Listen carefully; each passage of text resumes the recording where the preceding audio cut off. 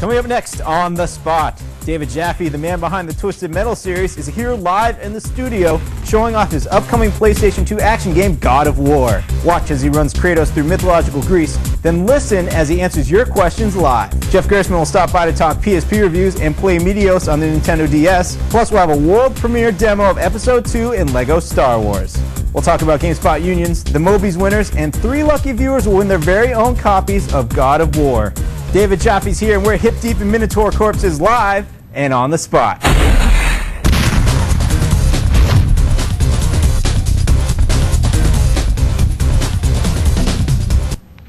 And here we are. Hello, everyone. Welcome once again to On the Spot. I'm your host, Rich Gallup, and we have a very special guest today. Ryan Davis. No. How's it going? Hey, everybody. Ryan, it's good to be here. Not talking about. I'm talking about the man sitting next to you, David Jaffe. How's it going, David? It's going good. How are you guys doing? Welcome to the studio. Thanks for coming by. We really appreciate it. Thank you. Me too. We'll be showing David's game, God of War. If you don't know God of War, it's an action game on the PlayStation 2 coming out next Tuesday, March 22nd, in which you play a Spartan warrior named, is it Kratos? Kratos, yes. Kratos, and you pretty much get to shred everyone. Now, I have to warn you, this is an M-rated title. It's intended for people older than the age of 17, so you're going to see some gory stuff. If your mom's going to get mad at you for watching this, stop watching. For the rest of you, stick around. Now, you may have heard the name David Jaffe before. Jaffe? Jaffe. David Jaffe, I'm sorry. That's all right. That's because he worked on such great games as Twisted Metal, Twisted Metal 2, and Twisted Metal Black. And here's a little video to remind you of that very fact.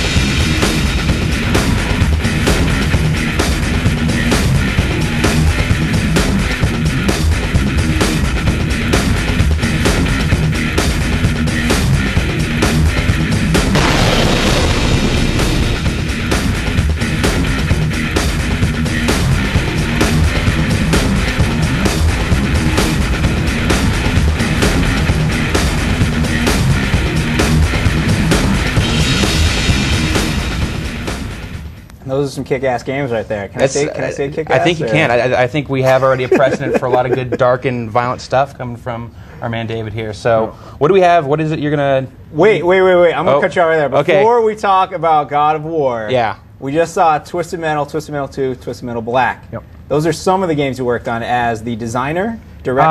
I was the director of Black, and I was the lead designer of Twisted 1 and 2. It's kind of all the same thing. So many titles change.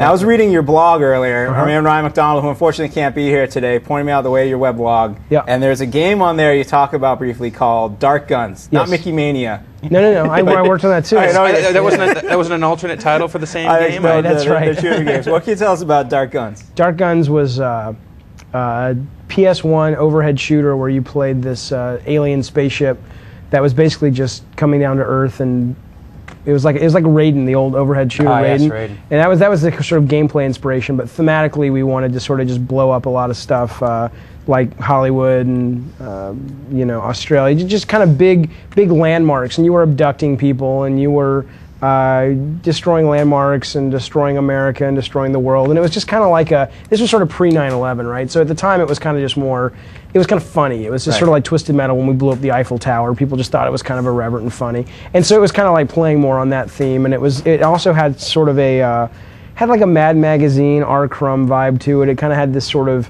kind of sexual side to it. It was very kind of R-rated, and it never got shipped. We got about 2 years into it. God knows how I convinced Sony to spend $2 or $3 million on an overhead shooter in the days of PS1. I think it was because Frogger was really successful, and it was like, oh, hey, there's this other audience out there, this like real mainstream audience that's into simpler games. So that was sort of the genesis from the gameplay. And we sent this down to the test department. We said, hey, give us, what do you think? Hey, these testers, these are hardcore gamers. They're like, what the crap is this? It's like, there's the fire button and the stick, that's all you got to do. So we never, the thing that upset me was we canned it, And maybe it would have flopped. Who knows? But we never even got. I mean, marketing. It was a different marketing department at the time, and they hated it. They were like, "What is Jaffe smoking upstairs?" And A, I didn't tell them what I was smoking, and B, and more importantly though, but B, they didn't even focus test it. I'm like, we could have had like a really big mainstream hit, but it tanked, and I still have like 3 or 4 copies of it left, and I keep wanting to do something with them. I don't know if I. So would you say it was from the gameplay concept all the way through to just sort of the presentation that Sony wasn't? No, it wasn't even Sony. It was. I think thematically they got it and dug it. I think it was just they were sort of like. They had a hard time going, how are we going to make this sell? And this wasn't even Sony. This is back when we were 989, and there was a bit of a different philosophy from the 989 games versus the Sony games, and so it just wasn't a good marriage. And we all just kind of said, okay, let's put that away and move on. I'd say the best thing that came out of it, though, I met a lot of great people that I hired for that team that ended up making God of War, and they worked with me on God of War. You just totally stole my segue right there. No, the two things I got out of it, one is I learned that I couldn't produce games and direct games at the same time. I couldn't produce games at all, but certainly producing and directing, I was trying to do both, and it was just miserable. It was impossible, because you really have to be focused on one or the other. There's such different jobs. The other thing is I found the woman who produced this, who's a phenomenal producer named Shannon Studstill, who I brought on in God of War as an art director, and we ended up just making a great team, and we ended up making this together. So a lot of greatness came out of it, but it was it never kind of went anywhere. So I hear there's a new portable device out there that this game might sound like it would fit quite nicely. The N-Gage, the new one, it's going to be fantastic. Waiting for the third one. I know. Third time's the charm. I know it's going to be awesome. It's going to be awesome. Yeah. All right, now let's talk about why you're really here. God of War. This is a great, brutal game. Thank you. It's been making the rounds around here. Yeah, we're really scared of the GameSpot review. Really? Because you guys are the hardest effing reviewers out there, and it's like we take pride. Yeah, but it's annoying because all these reviews we've gotten, and we're getting like 10s all over the place and 9s, and we're like, great. And then here comes our GameSpot review. It's a great game, 7.5, and it's like, you bastards. So we're waiting for that. But otherwise, yeah, that's why I'm here to talk about God of War and try to eat that score up a little bit with you guys. I understand. So, if the reviewers watching the show right now, turn that's it right. off. Yeah, that's right. Yeah, let's cut over to him and just, Anyway. As always, On the Spot is not the same without you, the viewer, sending us in your questions. So if you're a GameSpot Complete member, look below the screen right now. You see a little form you can fill out, name, where you're from, your question for David Jaffe.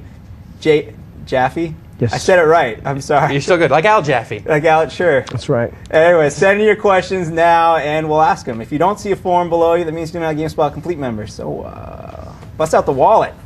God of War. God of War. Rock it to us. You want a demo? Let's see it. We have it right here in front of us. We have been handing out this demo that's done really well for us, which is the opening level of the game where you fight the Hydra. And one of the things that we did was we sort of like teased the audience at the end. You got to sort of the final boss, and then we kind of cut it off and said, okay, go buy the game. Yeah, so it worked really well, and people seem to really like it. So what I want to do is I actually want to show you guys what would happen after that, where you actually get to fight the final boss. Great. To be fair, I haven't played God of War in like 2 months because I'm taking a vacation, so I don't know how good this is going to be. But this is where Kratos, the main character, this is sort of, he's a character who has been sent on quests by the gods. He's trying to redeem himself for doing this really terrible deed that you ultimately discover as you play the game that he did 10 years ago. And one of the quests that they've sent him on is to go and destroy the Hydra that's sort of ravaging the Aegean Sea. And so if you've played the demo, and hopefully I think you guys are giving away some copies of the demo as well. We are. That'll actually be next week on the site. Yeah. So if you get around to playing the demo, or hopefully playing the final game, you'll go through this whole ship fighting a number of these Hydras, and then ultimately you come to the end where you have to fight the big daddy Hydra right here. And one of the things that I think is really neat about this is that with all of our bosses in the game, and just a lot of the game, is it isn't just combat. We really wanted to build in a lot of puzzle solving and exploration, and really make it feel more like an adventure and an experience versus just sort of a specific genre game. So, and you'll see that here. Whereas when you start fighting these guys, here we go. At first, what most players tend to do, which is what we wanted them to do, is they'll kind of wail on these guys a little bit. You've got the evade move with the right stick. You can kind of evade almost any attack, at least from these guys. And then you've got another one over there, and they'll kind of suck you from one end to the other. And as you actually try to climb up the mast to go after the daddy, you'll see that they'll knock you off the mast. You won't be able to make it up top. And you fight a little bit more. You can use some of your magic attacks. You see their health bar at the bottom. It's kind of getting low. But this seems like this is not just a hack and slice. It does seem No. like there's a lot more strategy, kind of a puzzle solving. The way we've done it is we definitely didn't want to be as, and I've had a lot of people talk to me about this on the internet and stuff. You know, we're not looking to make sort of a combat system like Devil May Cry 3, for example. That is a really amazing game. People who are really into sort of the deep fighting experiences, you know, totally it makes sense. They're digging that. We wanted to do something. I'm going to pause it for a second. We'll talk about that in a second. Let me show you this because I'll run out of time. Okay. But so basically they're pinned down, and if you basically you keep hitting them, you'll see that they get back up in a second. What you have to realize you have to do is explore a little bit, and he may get up fast enough, but you can find these anchors, and then you can pin these guys down. And now, if you remember, you weren't able to get up on top of the mast because they were knocking you off. So you sort of explore a little bit, solve the beginning puzzle that way, and now you're going to be able to get up to the top. And I'll do that real quick and show you what awaits at the top of the mast. But the idea was, yeah, we wanted to have exploration, platforming, puzzle-solving combat, and really mix all of those elements together for the player. So because of that, we have AI that sort of, almost more like Zelda AI, where you have to kind of think strategically. They've got certain attacks that you deal, and you've got to figure out how to deal with those attacks. But it's nothing like, you know, a hardcore fighting game. So, I mean, I think the game is really appealing. I think it's going to appeal to a lot of people. But if you are looking for this kind of massively deep, now the second one's pinned, now I can get up there. If you're looking for sort of a fighting game, even though we have an amazing combo system in this game where you can link all your attacks together and you can rack up 1,000 hit combos, it really is more of a game that is trying to promise the whole experience of going on an adventure versus just simply having just a great game that's about fighting. So if that makes sense. Not forgetting the adventure part of the action-adventure. Absolutely, and that's my favorite part. I mean, my favorite games are like Devil May Cry, but my favorite games are also like Eco. And I wanted those influences to be apparent in the game as well. So here's the dad. Now what's interesting about him is you can kind of wail on this guy for a while. That's amazing. And, oh, thanks. Yeah, we have an amazing team in Santa Monica. And eventually he'll kind of get stunned, that we'll see in a second. If I can stay alive long enough to do it. Shucks. Okay. I just giving you the business. He is. I'm not sure I'll be able to make it through to the end on this specific demo. I'm going to do my best because I want to show you guys how you take this guy out. Okay, so he's about to get, like I said, I haven't played in a while. I've been on a vacation, and I'm like, God of what? I think it's war. All right, so here we go. So he gets stunned. Now what you can basically do is you can kind of grab him, and if you pound the button really hard, it's kind of like an old school track and field thing. Nice. You can slam his head into the mast. Oh. And what you'll see is the mast is starting to get a little damage there. And if you guys can indulge me, I don't know what kind of time we got. I'd like to take it all the way to the end. But go ahead. All right, cool. The questions start coming in. We can distract you. Yeah, with some just of ask those me while, stuff if you want. I don't want. I know it's one of those things. It's like, you know, it's like watching people play versus playing. I have to say that this is an incredible game to watch, if nothing else. I've heard that actually. People have said that to me. Looking at the visuals, it has this specific look, and it's just the fidelity is really high. You know what's interesting about this game that we've noticed? One of the things I've heard that a lot, that people like to watch it. The other thing I've heard is, and I've seen this in focus. Here he goes again.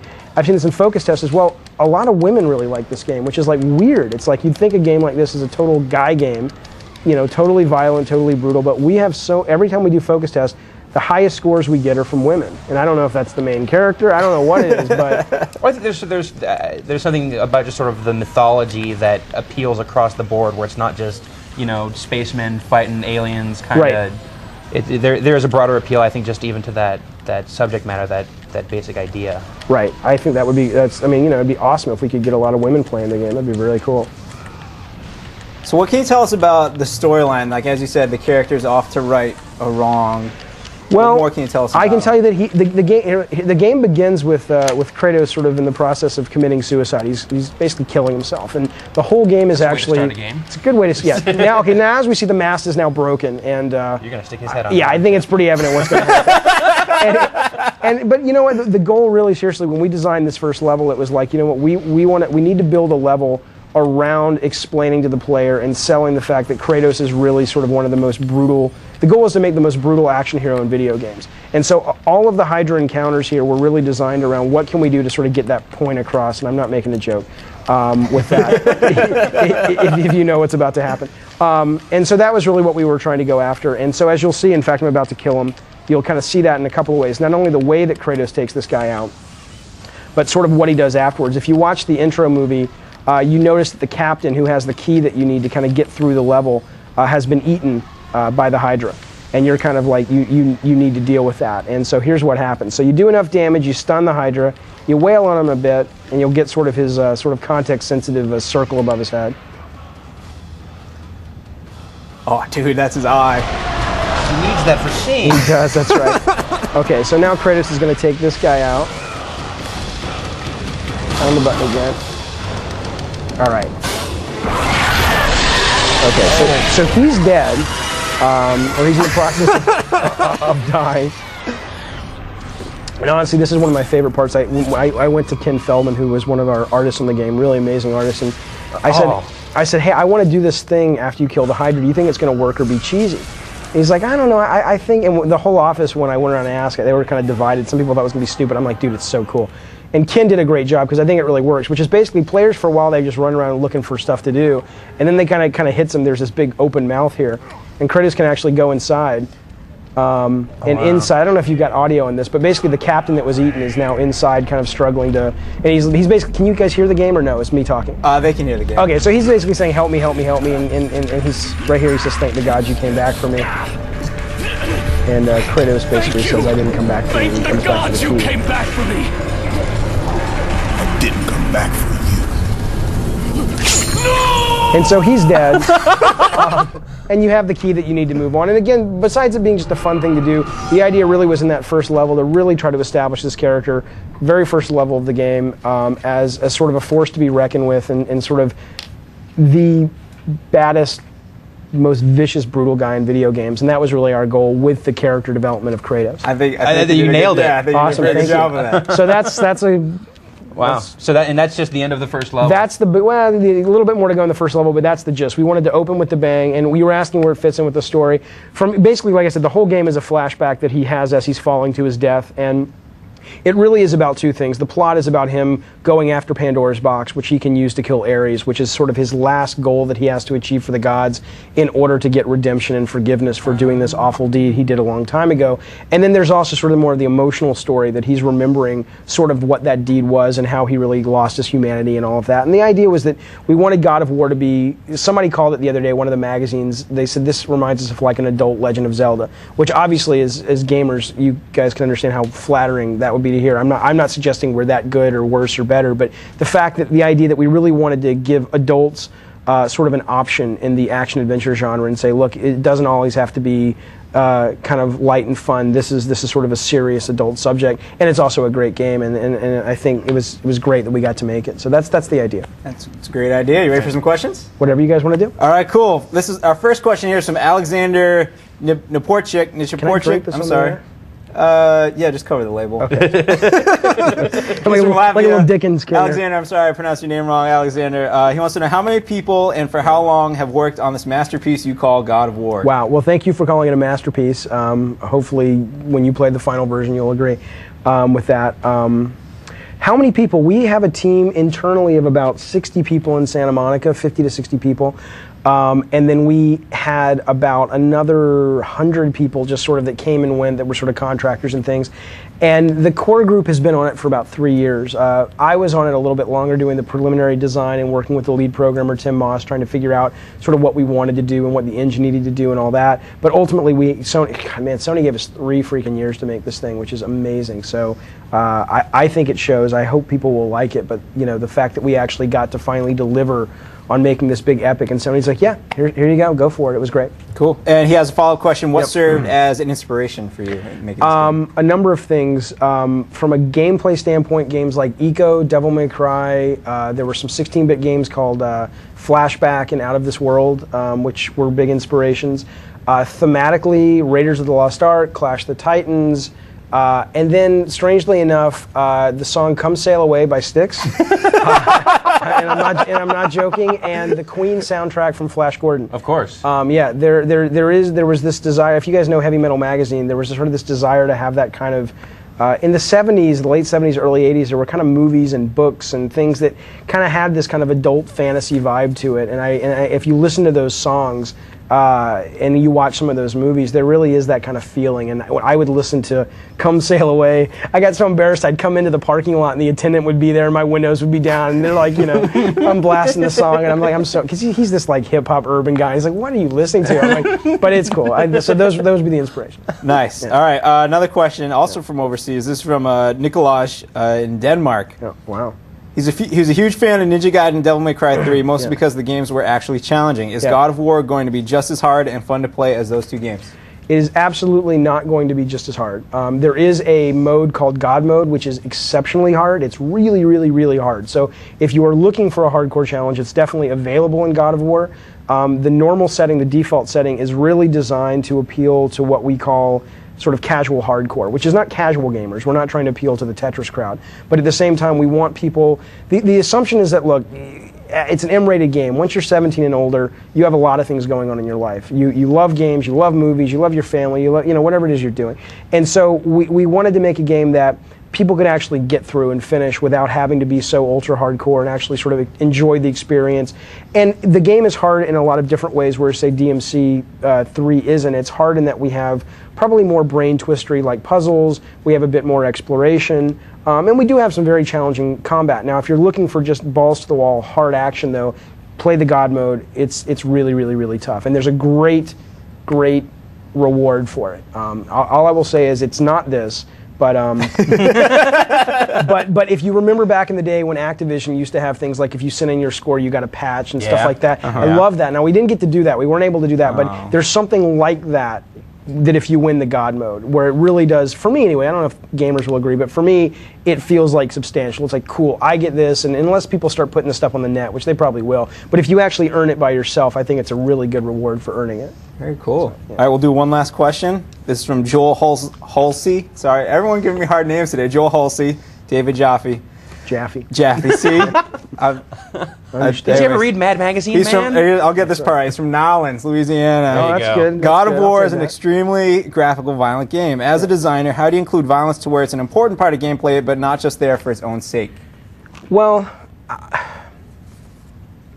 it's a good question. I mean, it's not... Here's what I'll tell you. There's sex in the game, there's violence in the game. It's not one of those games that's trying to be, dude, aren't we cool, we're violent. Dude, aren't we cool, we're sexual. It's not doing it for the sake of, that we think we're going to get press for it. I really love Heavy Metal Magazine. The answer I've been giving a lot of the press, and I don't want to bore people if they've heard it, but there's two things this game has going. It's got the little kids' fantasies. It's got the monsters and the giant set pieces, and it's got all of the things that little 10-year-old boys dream about. But I also wanted to kind of make a game that merged the things that adults think about and dream about, and that's the sex, and that's more aggressiveness, and that's the violence, and kind of merge those together in a way. So for me, it was never like, I never looked at the violence, and I'm bringing up the sex, this guy didn't ask about it, but it always goes together in America. But anyway, for me, it was important, I never looked at it as, oh, okay, now it's time to pour the sex in, let's pour the violence in. It was always sort of part of what this world is and part of what this story is that we're telling. So it never really occurred to me that it's like, oh, now we're putting violence in the game. It was always sort of there from the beginning, and it was always sort of the core of what I wanted to make. Cool. Thanks a lot. I have one last question. Sure. And then keep sending in your God of War questions. We're going to bring David back at the end of the show to answer them. I have one last question. Yep. We just saw some very cool context-sensitive stuff. Yes. What is your favorite context-sensitive move in the game? We showed the Minotaur getting stabbed in the mouth in the intro. We saw all that great stuff. My favorite context-sensitive move in the game is the first one we did, which is deeper into the game there is a coffin, and in the coffin is the body of a son, the son of the architect who built it. And Kratos basically has to use the skull of that son as a key. And he leaps on the coffin, and there's like a track and field minigame where you've got to pound the button really fast, and he's basically ripping the head off of the body in order to yank it from the body and use it. And that's my favorite, because it really, all the CS, all the context-sensitive moves were important because we wanted in-game, not in cutscenes, in-game we wanted to help sell this character. And so all of those really added up, that you actually felt like you were doing these things versus just watching a movie where he got to do them. So that's my favorite, but I love them all. They're awesome. I also like the one where he rips the wings off the Harpies. That's a great one too. That's another great one. Yeah. All you do do if you want to do them yourself. You put "Come Sail Away" on, and you get a little notebook, and they just come to you. They just come to you. It's amazing. We'll try it maybe next show. That's right. Thanks a lot, David. Sure, We're going to have you back on shortly. Right now, though, Ryan MacDonald, we said he's not here today, unfortunately, but he was recently on a trip to EA Tiburon, where he got a tour of their brand new office, and he got to hear their take on the exclusive NFL and ESPN deals they just signed. So check it out.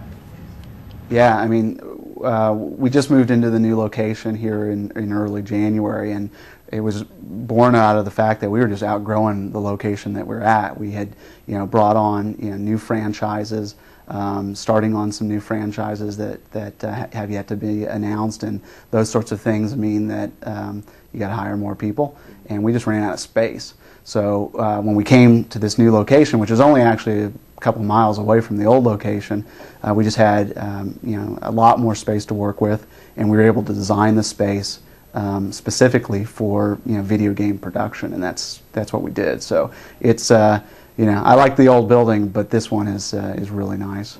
When we sat down and we said, okay, what do we want to make games better? There are things like concept rooms, which we have put on every floor, and allows each team to really brainstorm in a very open environment and have sort of a facility that in a room that allows them to do that. So every room has plenty of space to put up ideas, concept walls. We have Legos in every room to allow people to very quickly prototype 3D environments and understand how things might work. And I think it's just created more creativity to come out better and faster, I think. Yeah, I mean, I think every game company needs to have an arcade. I think this one is certainly at the tops of the ones that I've seen in the industry. So we love video games here. It doesn't matter if it's sports or not sports, and we have a lot of retro games down there, as well as things like ping pong and stuff like that. So it's a great place for employees to come and just kick back and blow off some steam and get away from what they're working on, and then recharge the batteries, come back and keep on innovating on what they're working on. Sure. I think with all the various deals that have happened, they're all focused on how do we bring a better game experience to consumers. So in the case of the NFL, already since we've worked out the deal, we're just working a lot more closely with them. So having access to things within the NFL that no one has ever had access to before. So whether that's film tapes that can really break down how offenses and defenses work, how individual players work, time with the players, time with the coaches, working with NFL films, working with the NFL Network, all that material is just assets that now we can put into the game, and that just makes the game have more depth, be more authentic, and I think in the end be more fun to play. So when it comes to the NFL, I think it's a lot of it right now is about access, and because of when the timing of the deal was done, we'll get some of that stuff into Madden NFL 2006, and then a lot of that stuff where it really gets fully blown out will be in the future versions of that franchise.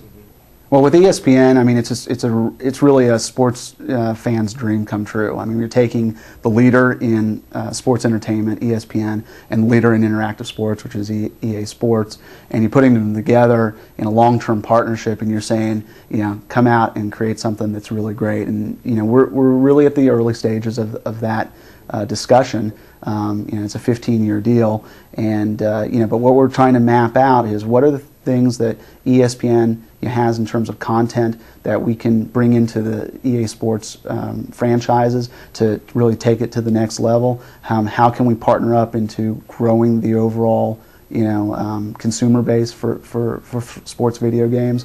And it's just, I think, a very exciting time for us right now. We just try to work that out. So it's very early. The deal, doesn't really come into effect until next year's games, and then, like I said, it's multi-year. So we'll be laying the groundwork and then moving forward with those designs. The arena football is a unique deal in that it involves not only the creation of a video game around arena football, but also a partnership with the league and sharing in the growth of that league. So arena is a very unique sport, and if you haven't watched arena, I would really suggest that you turn on the TV and watch it, or go to a game. very accessible sport, and the sport of indoor football is very different from outdoor football. So we're going to capture, all of the nuances of that game, running into the boards, kicking into the net, all the sort of stuff that happens in arena football, and then apply to it a unique perspective of how we present football, how you control the players on the field, and really focused on bringing a very unique experience, and that'll be about a year from now.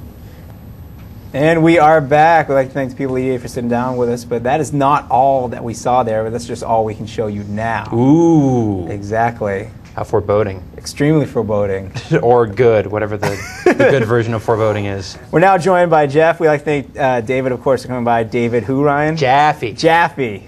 Sometimes I feel like this show is just put here to make me butcher people's last names. But he'll be back. Right, Jeff Gerstmann? Yes. We'd like to welcome Jeff onto the studio. Jeff, we're going to be talking about a whole bunch of stuff. I know a whole bunch of stuff. We're going to talk some Mobies. We're going to talk about the new GameSpot unions. We're going to talk some PSP reviews. Yeah. And we're going to have you play Meteos. Heck yeah. However, I'm always down to play some Meteos. We have something more urgent to attend to. More urgent than Meteos? Ryan Davis and I are going to be playing Lego Star Wars Episode 2, That's the world right. premiere. No one's seen this yet. Well, we have. Yeah, well, we're going to show it. But we're going to show it to everyone else. The world. Now, the world. I haven't seen it yet. Exactly. There you go. So- New to you. Now, we're at the Droid Factory. That's right. Episode 2. Episode 2. Now, there are 2 players on here right now. Yeah. One is Anakin. That's right. And one is Natalie Portman. Yes, Padme. Or Amidala. All right. Now, neither of us really wants to be Natalie I don't Portman. want to play. I love Natalie Portman to death, but no, I'm not going to play. So as we're going to Natalie solve this the way all disputes should be solved Absolutely. by a quick game. Best of 3. Portman. Rochambeau. Yeah, we'll go 1, 2, 3, shoot. All right, ready? All right, go. 1, 2, 3, shoot. 1, 2, 3, shoot. Oh, damn. That was easy. No, best out of 5. Okay. 1, 2, 3, shoot. Oh, man, I had no game today. You are totally. You totally shut me down. All right. Yeah, Well, let's then you know go. what? I'm going to embrace it. I'm going to be. I am Amidala now. All right, cool. Let's go. All right. All right, now here we are in the Droid Factory. Now, if I recall correctly, you have no Jedi powers. That's or right. No lightsaber. That would be kind of odd which if I is did. why I am awesome and you are. But you are But I'm also trained by the professional. Exactly. That's true. That's true. You know what? We played this game last week, and we played episode 1.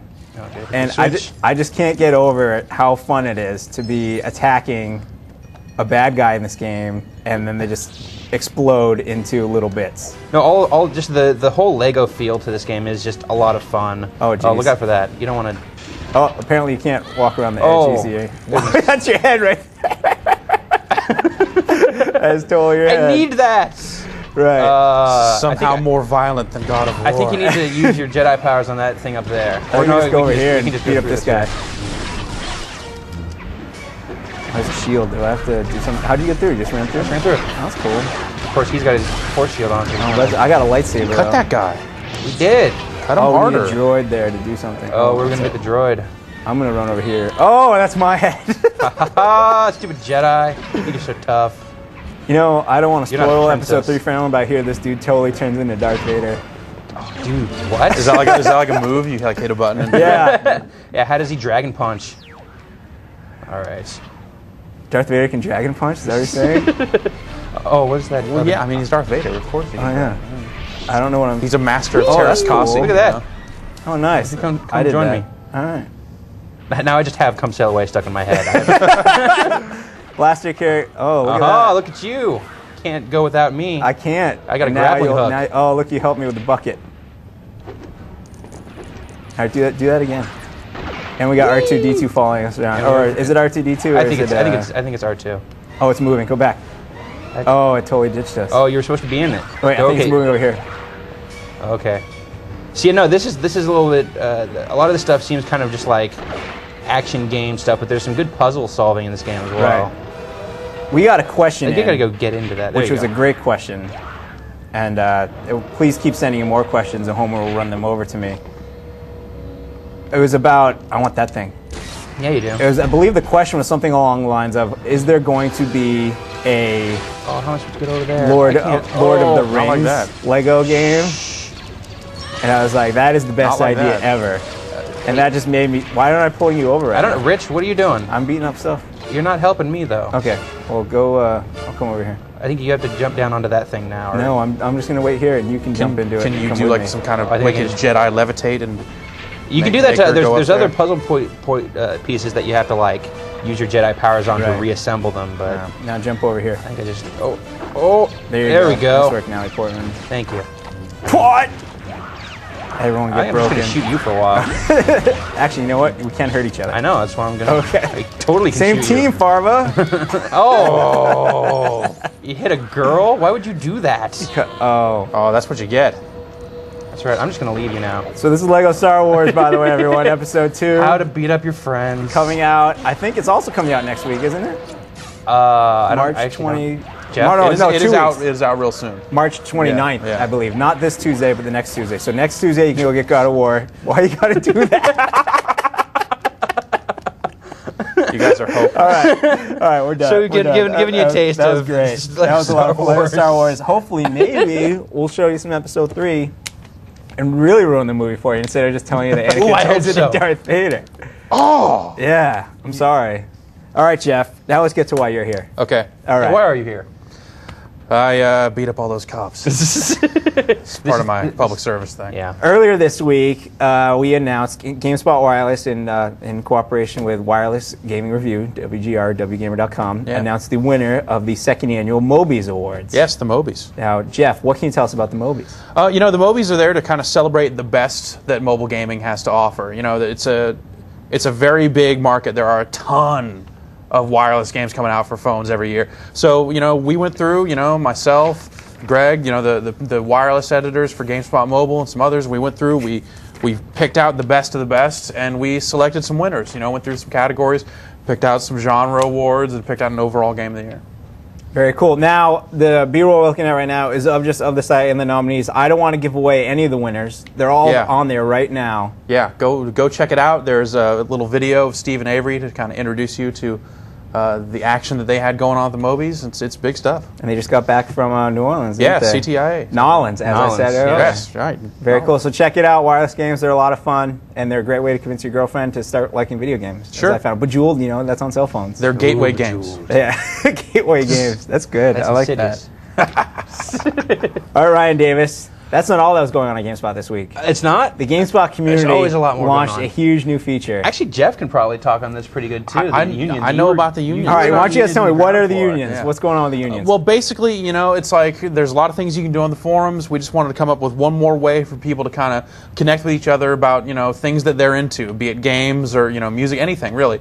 So basically now, you know, users that are GameSpot Complete members or basic users that are of level 6 or higher can create their own union for any topic they want. You know, if you want to start a union devoted to how you think Sam Fisher is awesome, you can totally do that. If you want to start a union devoted to why you want to break all your N gauges, again, totally possible. Music production, you know, anything you want. So people have already gone and started up a lot of great unions. There's a wrestling union, you know, if you want to discuss 24 the union. it's wrestling. Yes, we just showed some footage to show Mr. we saw Mizuguchi has started up his 24 union. we saw the wrestling union, we saw the Head Crab union, Half-Life 2 fans. So the idea, though, is it's, I mean, just the idea that the word union doesn't necessarily mean anything on its own, but it is sort of like your own personal fan site. The idea is that it's GameSpot's giving you the tools for you to make a forum for you to talk about the things that you like, regardless of what the thing is. Yeah, and basically, yeah, you can post news updates or, you know, your own kind of rants or, you know, if you have your opinions on something, you know, you can appoint officers and they can post news, you know. So if you want to cover one topic really well, you can go out there and provide this service to anyone that wants it. Very cool. That's really cool. And you can get officially sanctioned, right? Yes, we are always out on the lookout for the really good unions, and, you know, maybe we'll be, you know, marking a couple of them with the GameSpot seal of approval in the near future. I just started, we also saw some footage for it. I just started the GameSpot Live union, where everyone at GameSpot Live is officers. I applied and I didn't get in. Really? Yeah, I don't Test know. scores should weren't play high again. enough, dude. Yeah. The trivia robot got in. Got bested by a parking meter. I'm just saying, dude, it's a magic parking meter. You watch yourself. You respect the trivia robot. Thin ice Welcome here. indeed, my friend. Cool. So check out the unions if you want to learn more. Just head to the community or the forums, and everything you need to know is there. Yeah, It's a lot of fun. unions.gamespot.com. Really? Yeah. That's even easier. Yeah. Now, let's move on to some portable gaming. Heck yeah. There are a couple systems we've talked about on the show once or twice. The Nintendo DS and the PSP. I've heard of those. The PSP comes out next week. Next Wednesday night, by the way, I'll mention again at the end of the show, next Wednesday night at 11:30, we, on the spot, will be at the Sony Metreon counting down to midnight for the West Coast launch of the PSP. We're going to be there live, right? We'll be there live. I'm going to be wearing my Homer Simpson slippers and everything. Fantastic. Nice. Well, it's past your bedtime. Totally. It's Yes. like way past your bedtime. However, we have reviews going up now, don't we, Jeff? Yes, we have been posting reviews. We actually have some more reviews scheduled for today. So you'll see reviews of Need for Speed Underground Rivals today. We've already posted reviews for Lumines, Dynasty Warriors, Tony Hawk's Underground 2 Remix. You reviewed Tony Hawk's Underground 2 Remix. I did. I do believe we have some footage for it Yes. right now, I hope. And why don't you tell us all about it? How is the game? It's great. You know, and it's kind of mind-blowing because what this game does is it shows you how powerful the PSP is, because the game looks practically the same as the PS2 version of the game. It's kind of mind-blowing. You know, after I looked at it for maybe 6 or 7 hours, you kind of start to see little things where they had to cut corners to get it to fit. But, you know, in the grand scheme of things, these are really minor. The game runs at a great fast speed, you know, controls really well. It's a great skateboarding game, and on top of that, they went and added 4 new levels into the game that weren't in the PS2 version. So, you know, if you missed the game when it came out on PS2 last year, it's like now is like the perfect time to get in, because this is probably the best version of the game they released. Cool.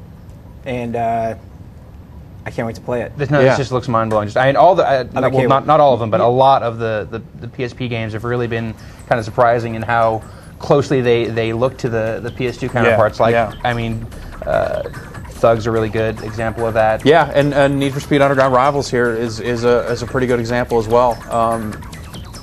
It's really kind of amazing how well they were able to get the blur effect, and there you see some of the blur there. The game actually moves a little bit faster than that video there.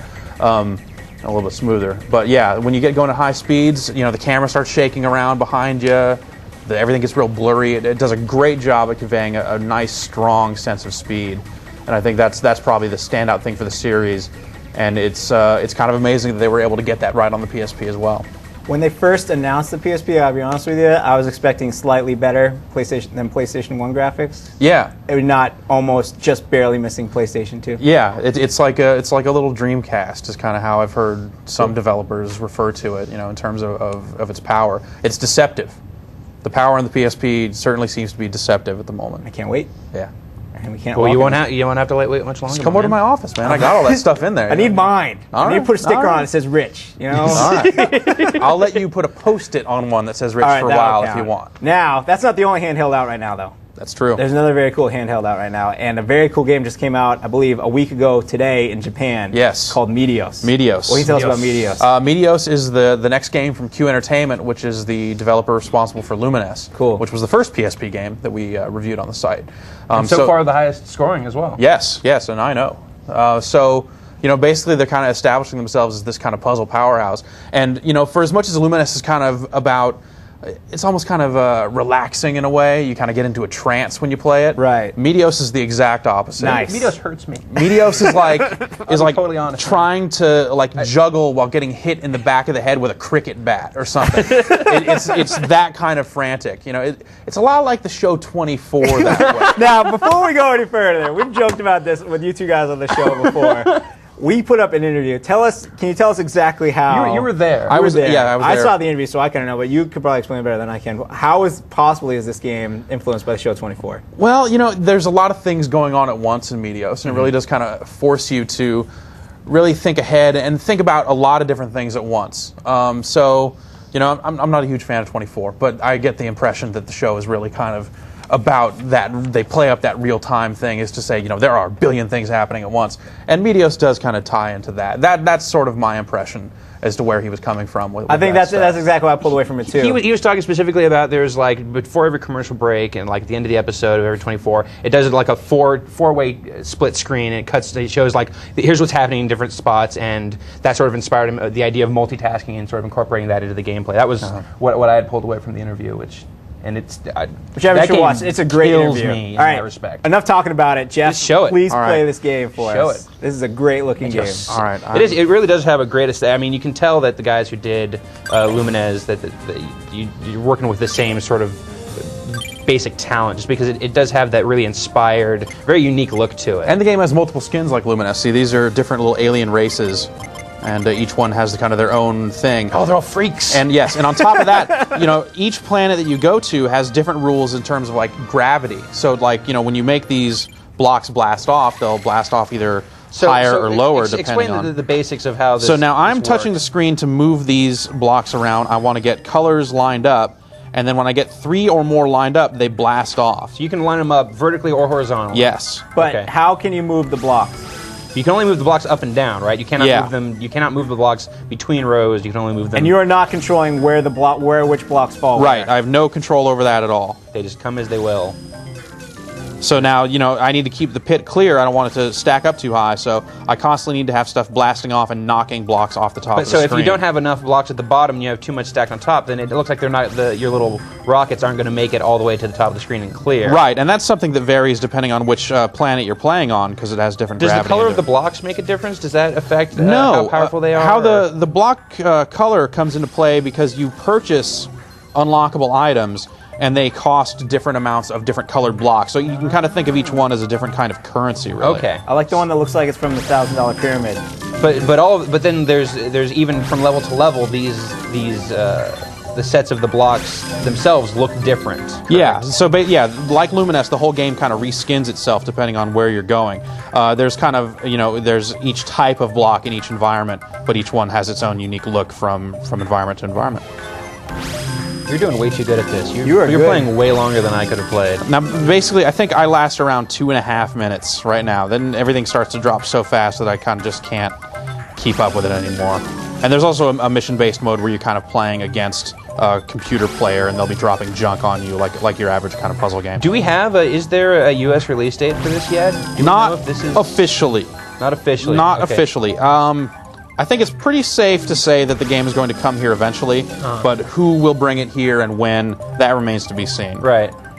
Now we should also explain to people, when Jeff's done playing this game, we're gonna show you the intro movie which explains it better through pictures. However, why the game looks like this, you're seeing the stars in the top screen and the world on the bottom screen. Basically, there's some maniacal force from outer space that is sending these colored blocks or meteors towards different planets. It is your job to send them back in the atmosphere, because if you do that, they will all dissolve in pretty little color flashes like we're seeing here, right? Did I miss anything? That sounds about right to me. And I think like Earth, they figured it out first, and then they tell all the other planets, and the other planets rejoice and figure it out together. Go Earth. Yeah, we're good. Oh, jeez. Oh, now it's going Now it's bad. getting Here all it kinds is. of Here. crazy. Oh, look at that. Good save. I'll look over on the right. The right. And there's a great Japanese site for it right now called planetmeteos.com. If you go to Great shirts. Yeah, they got some really cool T-shirts on there. And if someone wants to get me one and send it to the show, I would appreciate it. I'll take an XL. I can't if you read can get one. Japanese. Japanese. Oh, they. Now, see, look at how fast they're What is falling going on? now. What is going Oh on my right there? God. How, oh, no, Why are they falling that fast? Just because you've made it so far? Yeah, basically, as Oh. time goes on, it goes bad on you real fast. It goes real. You did Oh, really no. well. Oh, no. You did See, really there it well is. right there, all things See, considered. That took me a full weekend of practice to get to, and that's the 3-minute mark. I Now, seize up well before then. I think that might be the best I've done so far. 304. So, yeah, you do definitely get better. It's the sort of thing where you become calm under pressure and you can kind of do it. But yeah, this game's hard, dude. That game's real hard. That's great. But it looks real good. Great though. fun. Great fun. I can't wait to see it in English so I know all this crazy stuff to tell me. Like, you just got 2 stars right there or something. Do we have the difficulty, intro? man? Duh. Well, thank you for coming by, Jeff. Anything else before we kick you off and bring back David? No, man, I got nothing. You got nothing? I got nothing. I tell the kids. Well, look out for more PSP reviews today. Darkstalkers, Need for Speed Underground Rivals, and Gretzky NHL should be already up. So more PSP action, more to come tomorrow. The launch soon. Cool. And as soon as we know when Meteos is coming to the States, we will let you know. Yes, definitely. And we'll use that as an excuse to play this game much more. Heck Proper. yeah. I'm going to go play more right now. Actually, also multiplayer, I believe, from that interview. It's 4 players with only 1 ROM, Yes, right? you can play 4 It's player. one of those great games where you can just stand around Yeah, and play against exactly. each other. You can download it to everybody, and there's actually like a single player demo that you can download, or you can send it to other players, and they can just play by themselves. Oh, they can take that with to them? get like a demo of the game. Yeah. That's great. Yeah. Very cool. Thanks for coming by, Jeff. Thanks, Jeff. As we said, we're about to bring David back, and we also said there's a really insane intro to this game. Yeah. Which explains the storyline Let's see it. better than any of us can. So check it out.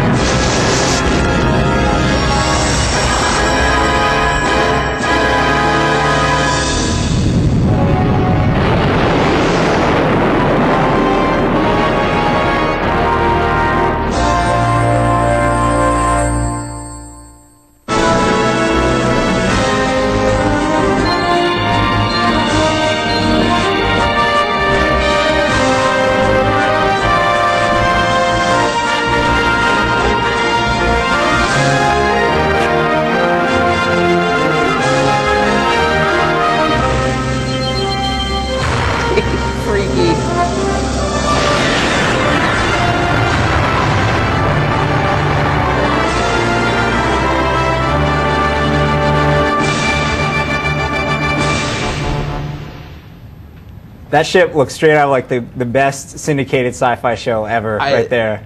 And now I totally know what's going on in Medios. It all makes sense again. It all makes sense. 2024. I now know the Kiefer Sutherland connection with there. Yeah. So check out that interview. That game looks great. But with David, welcome back. Thanks. We have a fistful Several of fistfuls. questions. Several fistfuls of questions. You ready? Ready to go? You armed, ready to go? I'm ready to go. All right, cool. Ryan go. Davis. All right. Will. Or David. Are they starting with the question and then the... All right, Okay, I'll ask you go ahead. All right, cool. David, Yeah. Ross Jernigan from Rocky Mount, North Carolina wants to know, did you work on the PSP game Twisted Metal Head-On?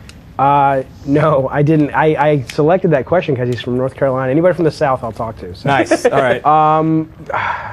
No, I didn't. I've worked with the Incog guys, Scott Campbell, and all those guys in Utah on Twisted 1, 2, and Black. I didn't work on Head-On. I've played it, at least bits of it in the office, and it's awesome. It's sort of... goes back to the good old days of Twisted Metal, and it's really, really cool. I wanted to work with them, and I'm dying to work with them again on a PSP project, and I hope they'll have me, but I was tied up on God of War, and they were on Twisted Metal, so hopefully now the planets will align again, and we get to do it again. You but guys on this are both one, just wrapping up, right? We are. It's really kind of weird because we're coming out the same day, and it's like, oh man, I don't want to fight with those guys, and I'm sure they want to fight. But hopefully there's a room in the market for both of us, and then afterwards we can all take a vacation and come back and make something cool again. But So there wasn't any sort of bad fallout there? Oh God, no, no, man! I love those guys. Not Those for any rap wars or absolutely anything. fantastic to work with. We have Utah and LA. I think LA's got the edge. But we'll I don't know, see. Utah. I don't know if you've ever been to Provo. I have been. Utah's a cool place, but so. All right. Now do you have a question, Ryan? I do. Well, I've got plenty of questions. Go. The from is on the top. Okay, my bad. All right. From Brett Parsons, San Ramon, was the design of God of War inspired by mythical literature and films or gameplay elements from other classic video games? It's both. It was inspired by Clash of the Titans, Jason the Argonauts, all the great Harryhausen films. Which would you say the more prominent? Which did you draw from? Which more? Harryhausen film? Yeah, definitely. Probably Clash, but I mean, my dad took me to see Argonauts when I was a kid, and that really is implanted in my brain. I definitely get that whole flavor. Yeah, but I mean, also there's a writer named Edith Hamilton who wrote a book called Mythology, which is sort of the classic compilation of all the great myths and a lot of the Greek myths, and that was a book that when I went through that, I was just like, oh my God, game mechanic, set piece. I mean, it was just ready-made waiting. So I took a mixture. Will we get Bubo in there? You will not get Bubo. Look, listen, maybe on PS3. We don't have the hardware to do Bubo on PS2. I guess that's true. We don't have the technology yet. That's right. To recreate. That's right. Yeah, mechanical owl. Chris Peterson from Seattle, Washington. He says, David, I've read that God of War is the result of you making your dream game. Yeah. Has it lived up to your expectations? Is this you at your best? And what is next after God of War? That's 3 questions. That's Chris, 3. That's right. Listen, this is my dream game. This is exactly what I wanted to do. Sony got behind me and the team, and there's nothing about this that I would change. So I love it. I'm not saying you'll love it. I hope you will. But for me, it is everything I wanted it to be. I was even telling someone earlier today, I was flying up here for this show, and the plane was all rocking around, and I hate flying. I'm like, and it's kind of morbid, because I don't want to die or anything, but it was like, I have nothing planned after this, and it's like, it makes sense. I finally made God of War, which is the culmination of what I've been wanting to do since I was a kid, and I'm like, oh, I'm done. I'm okay. Because this is it. As for what's next, I'm taking 2 months off starting in April. I'm going to see a lot of movies, going to read a lot of comic books, and when I get back, hopefully Sony will let me make something else, but we haven't decided. Like I said, I'd like to work with Scott and the guys at Incog again, if they'll have me. You better hope you don't die, because then this is going to be the clip that they're going to show over and That's over all right. again. Who cares? You know what? Let's celebrate that. It's like, let's not air it and then it freeze frames. It freeze frames when I do this, and it says 1971 to 2005. Let's just enjoy it. So did you tell that story to a complete stranger sitting next to you on the plane? Or your friend, hopefully? No, it was EGM. Okay, Yeah. as long as it wasn't just like this person that got sitting next to you on the plane, you just scared him. No. I got nothing else to live for, man. It doesn't matter from here. She was this 90-year-old nun. She's like, "What's God of War?" I got one from 3 the Mod in Canada. How long again? Oh, sorry. That's You all right. could have said no. No, go ahead. How long will it take the average gamer to complete God of War? It's weird. We've done focus tests a lot on God of War to make sure the puzzles made sense and things like that. The fastest guy that ever got through it, and he was blazing through it, took 17 hours, and the slowest people tend to take 25 hours. But I've been seeing a lot of reviews coming out. We got our Game Informer review. I just got the EGM review from the guys there, and they're like, "Oh, it's like a 10 to 12 hour game."